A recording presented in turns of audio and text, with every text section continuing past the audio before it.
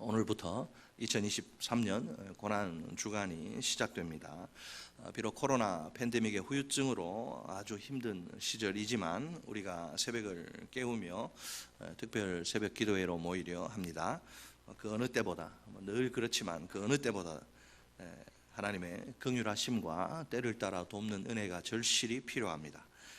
우리 스스로의 힘만으로는 이 기도회를 완주하기가 힘듭니다. 그러나 주님이 우리를 붙드시고 도와주시면 넉넉히 승리할 줄 믿습니다. 오늘 이 첫 시간이 굉장히 중요합니다. 지금 이 자리에 나오신 모든 분들 마지막 날까지 끝까지 힘을 내시고 서로 격려하면서 권면하면서 나오시기를 바랍니다. 주님이 사모하는 우리에게 특별한 은혜를 풍성히 베푸실 줄 믿습니다. 이번 특별 새벽 기도의 주제는 마태가 전한 예수님의 순환, 고난받음을 순환, 받을 숫자서 순환이라 그래요. 마태가 전한 예수님의 순환입니다. 두 파트로 나눠서 살펴봅니다. 먼저 유대 법정에 서신 예수님, 유대 법정에 서신 예수님 57절로 68절까지입니다. 자, 이 단락은 산헤드린 공회 앞에 서신 예수님의 모습을 묘사합니다. 산헤드린 공회는 1세기 당시 최고의 유대 권력 기구로 명성이 자자합니다. 그렇지만 그 당시 유대 지역의 사형 판결권은 로마 법정에 있습니다. 따라서 본문 57절의 공회는 사형 판결을 위해 소집된 모임은 아닙니다. 예수님을 이제 로마 법정에 넘기기 위해 유대 법정에서 신문할 목적으로 모인 모임입니다. 그런데 본문 58절을 보면 잠시 장면이 바뀌어요. 베드로에 관한 언급이 나옵니다. 자, 베드로는 멀찍이 예수님을 따라 대제사장의 집까지 옵니다. 그의 이 행동을 어떻게 이해하면 좋을까요? 바로 앞 절인 56절에 따르면 예수님이 자신의 예고대로 체포당하시죠. 그러자 베드로는 다른 제자들과 함께 예수님을 버리고 도망칩니다. 그가 죽음이 두려워 도망치면서 무슨 생각을 한 걸까요? 혹시 그동안 줄곧 큰 소리쳐 온 자신의 그 부끄러운 모습이 떠오른 건 아닐까요? 평소에 호언장담에 허세를 부리던 베드로가 아닙니까? 예를 들면 33절 말씀입니다. 33절에 베드로가 대답하여 이르되 모두 줄을 버릴지라도 나는 결코 버리지 않겠나이다. 현실은 어때요? 이 말과는 달리 졸장부처럼 비겁하게 도망치기에 급급한 베드로입니다. 이 장담이 그 도망치는 순간 생각나자 그는 도저히 양심에 한 조각 양심은 남아 있어서 이 장담이 생각나자 그는 도저히 양심에 찔려서 계속 가던 길을 갈 수가 없습니다. 할 수 없이 도망치던 길에서 돌이켜 붙잡혀 가시는 스승 예수님을 멀찍이 따라갑니다. 가까이 따라갈 용기는 없고 베드로의 이 모습 참으로 애처롭기 그지없습니다. 죽음에 대한 두려움과 죽음까지 감수하겠다는 장담 사이에서 갈등하다니요. 결국은 죽음에 대한 두려움 앞에 무릎을 꿇고 맙니다. 이제 잠시 베드로에게 그 주목한 마태가 다시 예수님께로 관심을 돌립니다. 예수님에 대한 그 신문을 주관한 세력은 대제사장들과 온 공회입니다. 그들은 예수님을 사형에 처하기 위해 그분께 대한 거짓 증거를 수집합니다. 찾음이라는 동사가 미완료 시제인데 그 찾는 작업이 오랫동안 지속된 걸 가리킵니다. 많은 증인들의 증언들에도 불구하고 제시된 것은 하나같이 거짓 증거들 뿐입니다. 그렇다면 공회의 신문은 진실과 정의를 추구하기 위한 것이 아닙니다. 이미 정해놓은 판결의 형식적 합법성과 정당성을 확보하기 위한 것입니다. 이처럼 여러분, 판결이 신문보다 앞서면 그 재판의 공정성은 심히 훼손될 수밖에 없습니다. 많은 거짓 증인들의 거짓 증거들이 난무하는 상황입니다. 그런 가운데 보면 61절에 의하면 두 증인이 똑같은 증언을 제시합니다. 어떤 증언이죠? 이 사람의 말이 내가 하나님의 성전을 헐고 사흘 동안에 지을 수 있다 하더라. 마태복음 안에 성전 파괴에 대한 예수님의 예고들이 있는 건 사실입니다. 하나님의 손으로 이제 성전이 무너질 것이라고 경고하신 거죠. 또 성전에 대한 비평적 그런 입장도 있습니다. 예를 들면 성전 청결 사건입니다. 그렇다 해도 예수님 자신이 성전을 허물고 다시 짓겠다 이렇게 말씀하신 적은 없습니다. 아울러 그런 계획을 세우신 적도 없습니다. 사실을 말하자면 예수님이 자기 몸 십자가에 고난 당하시고 죽으실 그리고 부활하실 그 몸에 대해서 말씀하신 것인데, 이 무지한 증인들과 대제사장은 진짜 성전 건물에 대한 말씀으로 오해합니다. 두 증인의 증언을 들은 대제사장은 드디어 이제 절호의 찬스가, 절호의 기회가 왔다 생각을 하고 예수님께 이렇게 말합니다. 그대는 아무것도 대답하지 않소? 이 사람들이 그대를 거슬러 증언하는 것이 무엇이오? 성전을 허물겠다는 예수님의 말을 대제사장은 하나님과 율법에 대한 모독으로 간주한 게 아닐까요? 만일 예수님이 그 증언을 인정하시면 어떻게 될까요? 그러면 대제사장은 예수님을 사형에 처하려는 자신의 목적을 이룰 수 있습니다. 그래서 이를 바라고 예수님께 질문을 던진 것입니다. 자, 과연 예수님은 어떻게 반응하실까요? 본문 63절을 보면 예수님은 아무 대답도 하지 않으시고 침묵하십니다. 예수님은 자신의 고난이 하나님의 뜻에 대한 순종임을, 하나님의 뜻에 따른 것임을 아시는 거죠, 잘. 그래서 굳이 진실을 변호할 필요를 전혀 못 느끼십니다. 겟세마네에서 십자가의 죽음을 받아들이시기 위해 기도하신 3번씩이나 간절히 기도하신 예수님이 아닙니까? 지금 그 기도의 응답으로 자신을 위한 그 어떤 변론도 하지 않으십니다. 그 대신 십자가 고난과 죽음의 길을 묵묵히 걸어가리라 결단하십니다. 예수님의 이런 침묵은 죽음을 향한 그분의 확고부동한 의지를 보여줍니다. 더불어 이사야 53장에 고난받는 종 메시아의 침묵과 연결됩니다. 예수님의 침묵이 길어지자 대제사장은 성전의 주제를 이제 다른 것으로 돌립니다. 그는 살아계신 하나님을 걸고 맹세합니다. 예수님이 그리스도 메시아 하나님의 아들인지 말할 것을 요구합니다. 대제사장의 이 요구에 마침내 예수님은 침묵을 깨뜨리시고 답변하십니다. 본문 64절 말씀입니다. 자, 64절 우리 같이 읽습니다. 시작. 내가 말하였느니라. 그러나 내가 너희에게 이르노니 이후에 인자가 권능의 우편에 앉아있는 것과 하늘 구름을 타고 오는 것을 너희가 보리라 하시니. 아멘. 예수님은 아주 단호한 어조로, 단호한 말투로 자신이 하나님의 아들이라 인정하십니다. 물론 이렇게 주장한다고 해서 반드시 신성모독으로 정죄당하는 건 아닙니다. 1세기 당시에 신성모독죄는 이보다 더 아주 넓게 적용이 됩니다. 구약 성경을 보면 어때요?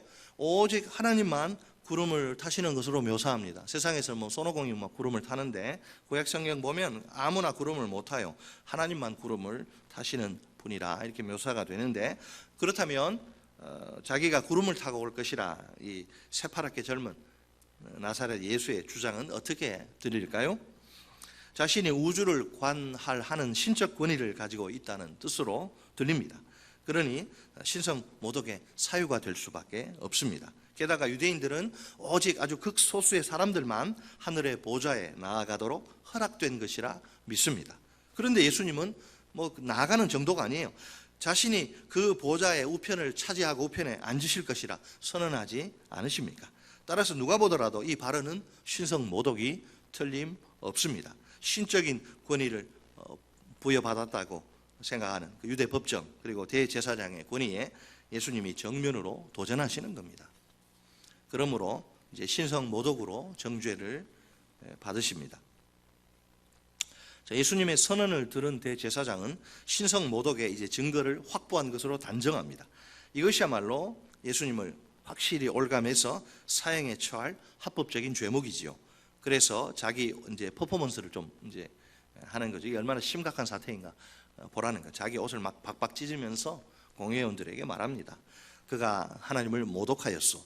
우리가 무슨 증인들을 더 필요로 하겠소. 보시오, 지금 여러분은 하나님을 모독하는 소리를 들었소. 선동하는 거예요. 선동. 퍼포먼스를 통해서. 곧바로 대제사장은 이제 그 현장에 있던 공회원들의 의견을 묻습니다. 그걸 통해서 충분히 이제 자기 뜻대로 되리라 믿고, 그러자 그들은 아니나 다를까 자기들의 일치된 의견을 이렇게 말합니다. 그는 사형에 해당합니다. 죽여버려야 합니다. 이제 공회는 예수님께 대한 신체적 학대와 인격 모욕을 서슴지 않습니다. 67절 말씀입니다. 이에 예수의 얼굴에 뭐예요? 침 뱉으며 주먹으로 치고 어떤 사람은 손바닥으로 때리며. 여러분, 잔인한 언어적 학대, 물리적 학대, 이 폭력을 아무 말 없이 다 감수하십니다. 얼마나 이 악한 자들인지 모릅니다. 그들의 비열하기 짝이 없는 조롱을 들어보세요. 본문 68절 말씀입니다. 이르되 그리스도야 우리에게 선지자 노릇을 하라. 너를 친 자가 누구냐 하더라. 아멘. 본문 63절에서 예수님이 그리스도가 맞는지 질문한 대제사장이 아닙니까? 그와 함께한 무리들은 예수님 때리고 누가 때렸나, 자신의 때린 사람의 이름을 말해보라고 놀리죠. 이 놀림은 메시아 그리스도는 예언자 역할도 해야 한다는 걸 보여줍니다. 예수님이 그리스도라면 당연히 누가 자기를 때렸는지를 지목할 수 있어야 한다는 겁니다. 만약 그렇지 못하면 예수님은 그리스도일 수가 없다는 거죠. 한번 맞춰봐라. 네가 맞히면 그리스도일 가능성이 있는데 이것도 못 맞히면 네가 무슨 그리스도냐. 그들의 의도는 이제 거짓 선지자로 이제 밝혀져서 아주 무서운 벌이, 이렇게 거짓 선지자로 밝혀지면 무서운 벌이 따른다는 걸 이제 본보기로 보여주려는 것입니다. 자, 여기서 우리는 이사야 50장 6절에 고난받는 종 메시아에 대한 예언의 성취를 봅니다. 정확하게 이 예언이 이사야에 의해서 600년 전이죠. 예언한 예언이 성취됩니다. 나를 때리는 자들에게 내 등을 맡기며 나의 수염을 뽑는 자들에게 나의 뺨을 맡기며 모욕과 침뱉음을 당하여도 내 얼굴을 가리지 아니하였느니라. 아멘. 여러분, 오늘 본문 속에서 찬란히 빛나는 진리가 무엇입니까? 한마디로 말해서 하나님의 뜻을 성취하는 일이 절대적으로 중요하다는 사실입니다. 이 일을 위해서 예수님은 자신의 생명을, 목숨을, 전부를 다 던지십니다. 겟세마네에서 예수님이 기도하신 내용을 생각해 보세요. 자신의 뜻이 아니라 오로지 하나님 아버지의 뜻이 이루어지기를 간구하십니다. 그 후 모든 상황에서 오직 하나님의 뜻을 성취하시는 데만 온 관심을 집중하십니다. 자기가 어떤 대접을 받고 사람들이 자기를 어떻게 대우해도 상관없이 하나님의 뜻만 이루어지면 되는 거예요. 내가 아프고 고통스럽고 내가 죽어도 하나님의 뜻만 성취되면 좋다는 거예요. 자, 현재는 지금 어떤 상황이에요? 이스라엘 민족의 최고 권위자인 대제사장 앞에서 사형 판결로 막 질주하는, 브레이크 없이 막 질주하는 그런 신문을 받으십니다. 그런데도 예수님은 조금의 흔들림도 없으며 미동도 하잖아요. 오히려 하나님의 뜻을 따라 십자가 죽음의 길을 잠잠히 걸어가십니다. 거짓 증언들이 얼토당토하는 증언들을 마구 쏟아내 불리한 상황이 아닙니까? 그럼에도 불구하고 예수님은 침묵으로 일관하십니다. 그러다가 정작 자신에게 결정적으로 불리하게 작용할 만한 질문이 찾아오자 전혀 다른 반응을 보이십니다. 그리스도란 신분에 대한 질문인데 매우 분명하고 확고하게 답변하십니다. 그들이 눈에 불을 켜고 찾는 신성 모독에 해당하는 증언을 직접 제공하시는 거죠.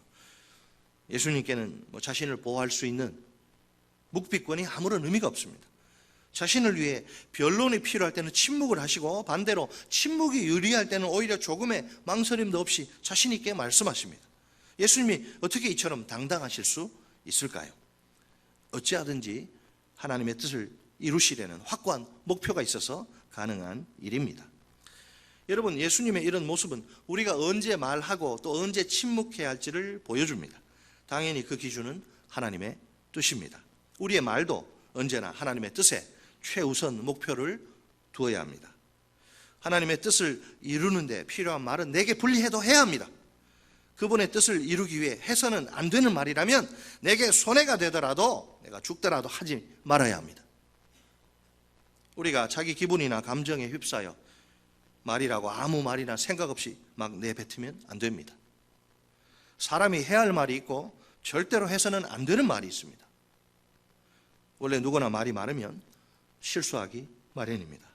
이 부분에 있어서 자기가 다른 사람보다 약하다 생각되는 분들은 말을 줄여야 합니다. 말을 좀 적게 해야 됩니다. 특히 공적인 자리에서 두 사람 이상이 모인 데서 말을 할 때는 말하기 전에 좀 생각을 해요. 생각을. 그 자리에 함께 있는 사람들의 처지나 입장도 고려해야겠다. 내가 이 말을 하면 저 사람이 어떨까? 그 정도는 최소한 생각을 해야죠. 하나님의 뜻을 기준으로 이 말 하나님이 기뻐하실까? 하나님의 뜻을 기준으로 때로는 침묵하고 또 때로는 말을 하는 것이 좋습니다. 자, 여기서 한 걸음 더 나아가 봅시다. 과연 내 인생에서 하나님의 뜻이 차지하는 비중은 얼마나 됩니까? 이런 질문을 던지면 좀 더 대답하기가 쉬울 것입니다. 지금껏 살아오면서 내가 물불을 가리지 않고 뛰어든 일은 무엇입니까?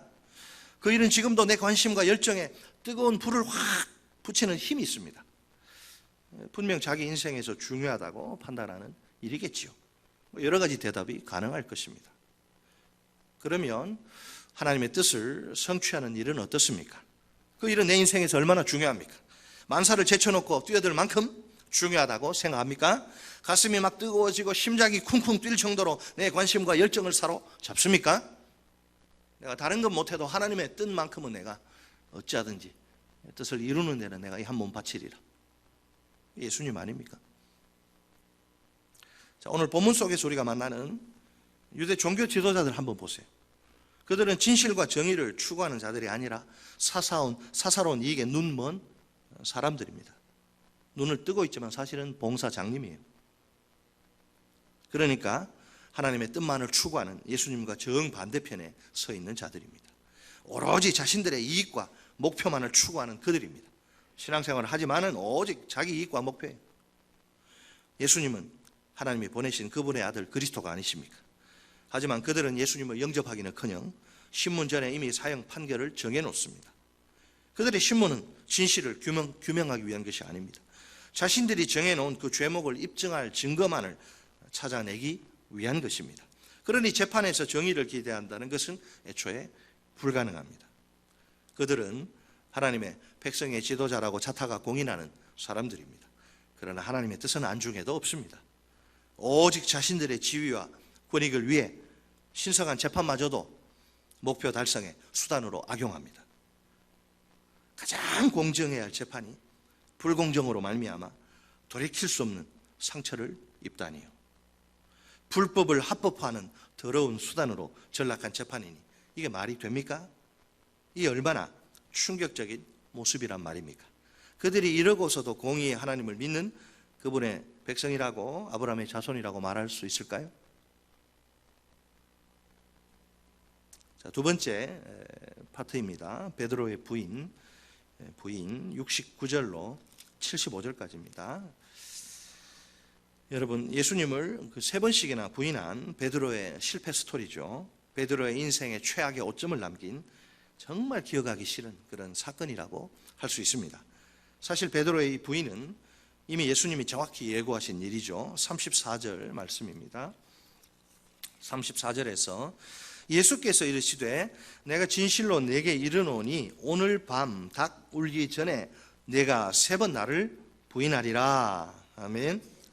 이 예고 앞에서 베드로는 펄쩍펄쩍 뜁니다. 이 무슨 말도 안 되는 소리 하느냐고 강력한 반론을 제기하죠. 다른 제자들도 얼쏘 심정적으로 동조했을 거예요. 어떻게 수제자 베드로가 배신을 그것도 조금 있다가 얼마 후에 3번이나 베드로가 뭐라 그래요? 이거 나를 뭘로 생각하시는지 스승이 35절 말씀입니다. 우리 35절 같이 한번 읽습니다. 시작.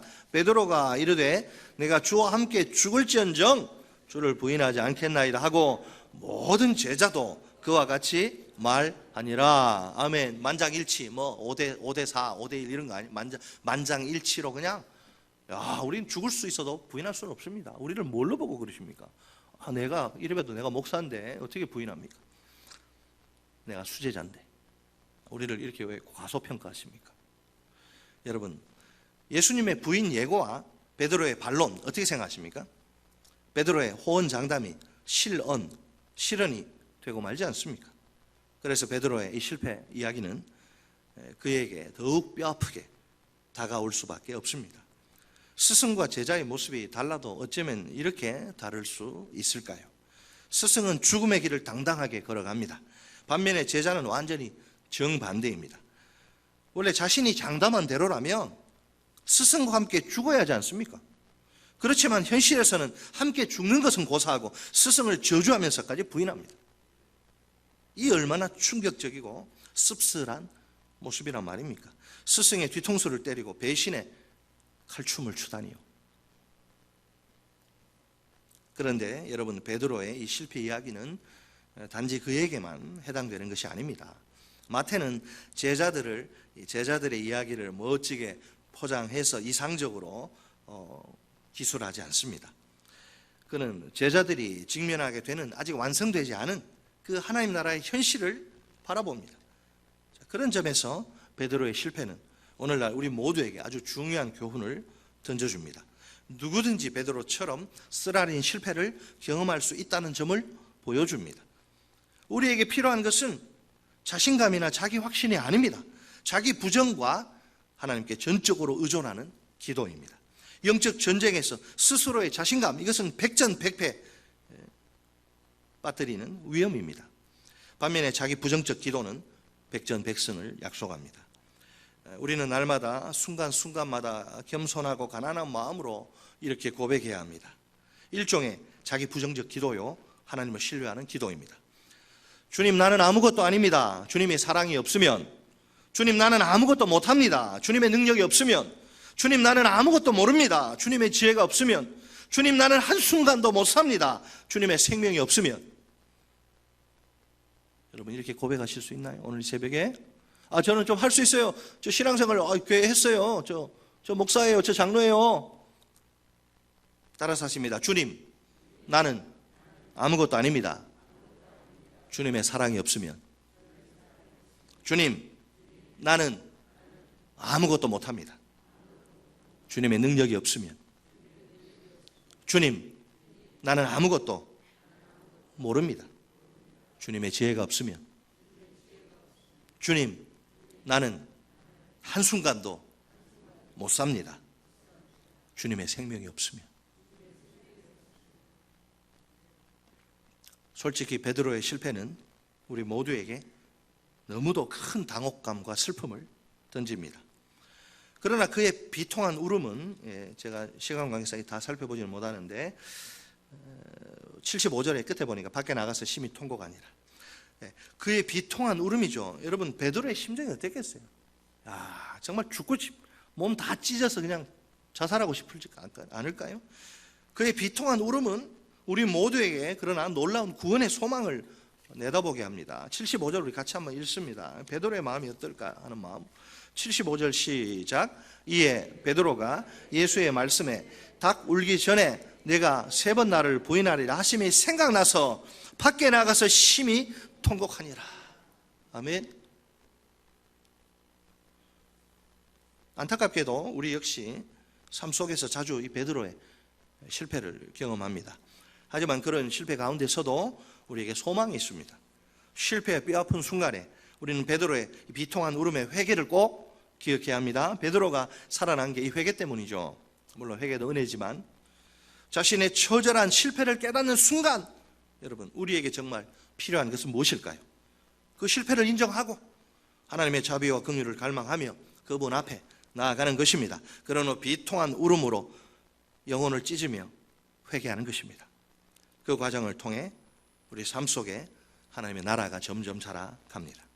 반대로 실패는 그 정도와 빈도수에 있어서 점점 줄어듭니다. 이처럼 베드로의 참담한 실패와 비통한 울음 이야기는 모든 시대 모든 그리스도인들에게 경고와 위로를 동시에 전달합니다. 오늘 세 부류의 인물들 우리가 본문에서 만납니다. 유대 법정에 서신 예수님이십니다. 예수님께는 하나님의 뜻을 성취하는 일이 절대적으로 중요합니다. 이 일을 위해 예수님은 가장 소중한 생명을, 자신의 전부를 다 아낌없이 던지십니다. 예수님을 죽이려고 혈안이 된, 두 눈 시뻘겋게 된 유대 종교 지도자들입니다. 그들은 사사로운 이익에 눈먼 사람들입니다. 오직 신앙생활을 해도 자신들의 이익과 목표만을 추구하는 자들입니다. 하나님의 뜻에는 전혀 아무런 관심도 없습니다. 자기 등 따뜻하고 자기 배부르고 자기가 사람들에게 존경받고 사랑받으면 그걸로 충분해요. 뭐 하나님의 뜻 필요 없습니다. 호언장담하다가 스승 배신이란 스디슨 실패의 잔을 벌컥벌컥 들이킨 베드로입니다. 실패의 가능성은 누구에게나 열려 있습니다. 자신감이나 자기 확신은 대단히 위험합니다. 자기 부정과 하나님께 전적으로 의존하는 기도가 승리의 비결입니다. 날마다 자기가 아무것도 아닌 존재임을 고백하고 하나님만을 신뢰해야 합니다. 오늘 내 모습은 누구를 닮아 있습니까? 예수님입니까? 유대 종교 지도자들입니까? 베드로입니까? 이 시간 우리 다 함께 성령이 각자에게 들려주시는 음성의 귀를 기울입시다. 그 음성 앞에서 겸손히 주님의 은혜를 구하며 간절히 통성으로 기도합시다.